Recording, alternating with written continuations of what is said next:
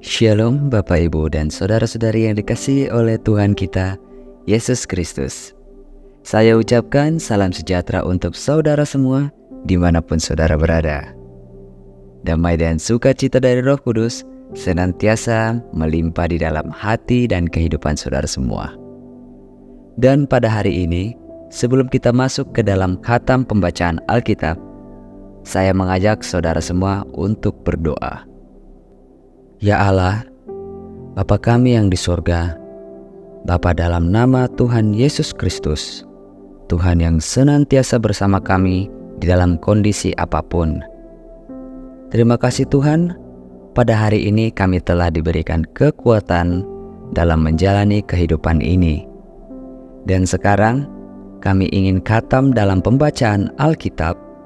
Berkatilah dan urapilah kami, baik yang sudah pernah membaca ataupun yang belum pernah membaca dan khatam Alkitab, supaya firman-Mu bukan hanya sekedar kami baca dan khatamkan saja, namun bisa kami pahami serta bisa tertanam di dalam hati dan pikiran kami, sehingga kami bisa menjadi pelaku firman-Mu. Di dalam nama Tuhan dan Juru Selamat kami yang hidup, Yesus Kristus. Amin. Kejadian pasal 12.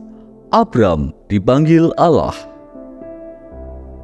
Berfirmanlah Tuhan kepada Abram, "Pergilah dari negerimu dan dari sanak saudaramu dan dari rumah bapamu ini ke negeri yang akan kutunjukkan kepadamu. Aku akan membuat engkau menjadi bangsa yang besar dan memberkati engkau serta membuat namamu masyhur, dan engkau akan menjadi berkat. Aku akan memberkati orang-orang yang memberkati engkau dan mengutuk orang-orang yang mengutuk engkau, dan olehmu semua kaum di muka bumi akan mendapat berkat." Lalu pergilah Abram seperti yang difirmankan Tuhan kepadanya, dan Lot pun ikut bersama-sama dengan dia. Abram berumur 75 tahun ketika ia berangkat dari Haran. Abram membawa Sarai istrinya, dan Lot anak saudaranya, dan segala harta benda yang didapat mereka dan orang-orang yang diperoleh mereka di Haran. Mereka berangkat ke tanah Kanaan lalu sampai di situ. Abram berjalan melalui negeri itu sampai ke suatu tempat dekat Sikhem, yakni pohon tarbantin di More. Waktu itu, orang Kanaan diam di negeri itu. Ketika itu, Tuhan menampakkan diri kepada Abram dan berfirman, "Aku akan memberikan negeri ini kepada keturunanmu." Maka didirikannya di situ mezbah bagi Tuhan yang telah menampakkan diri kepadanya.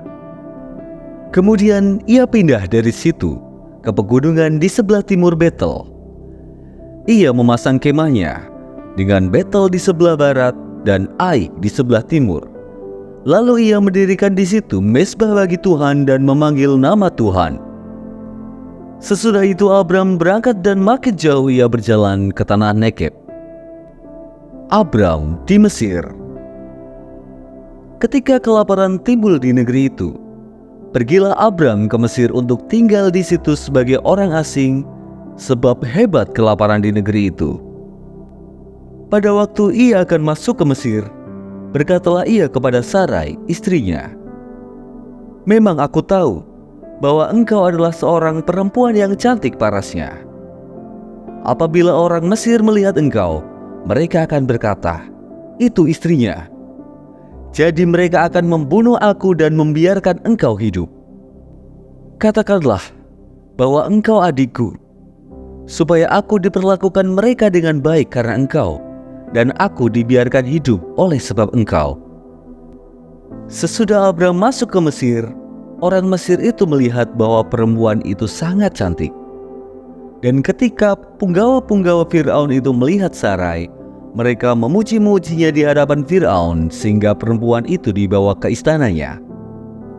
Fir'aun menyambut Abram dengan baik-baik karena ia mengingini perempuan itu, dan Abram mendapat kambing domba, lembu sapi, keledai jantan, budak laki-laki dan perempuan, keledai betina dan unta. Tetapi Tuhan menimpakan tulah yang hebat kepada Fir'aun, Demikian juga kepada seisi istananya karena Sarai, istri Abram itu. Lalu Fir'aun memanggil Abram serta berkata, "Apakah yang kau berbuat ini terhadap aku? Mengapa tidak kau beritahukan bahwa ia istrimu? Mengapa engkau katakan, dia adikku, sehingga aku mengambilnya menjadi istriku? Sekarang, inilah istrimu, ambillah dan pergilah." Lalu Fir'aun memerintahkan beberapa orang untuk mengantarkan Abram pergi, bersama-sama dengan istrinya dan segala kepunyaannya. Sekarang, proses khatam pembacaan Alkitab hari ini sudah selesai. Untuk mengakhiri proses khatam pembacaan Alkitab hari ini, mari kita berdoa.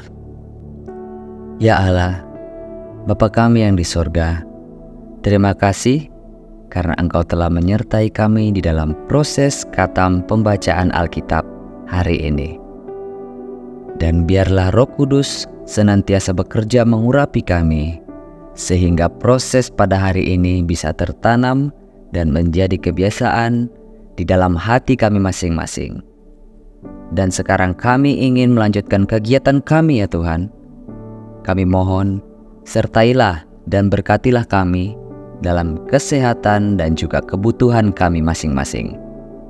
Di dalam nama Tuhan dan Juru Selamat kami yang hidup, Yesus Kristus.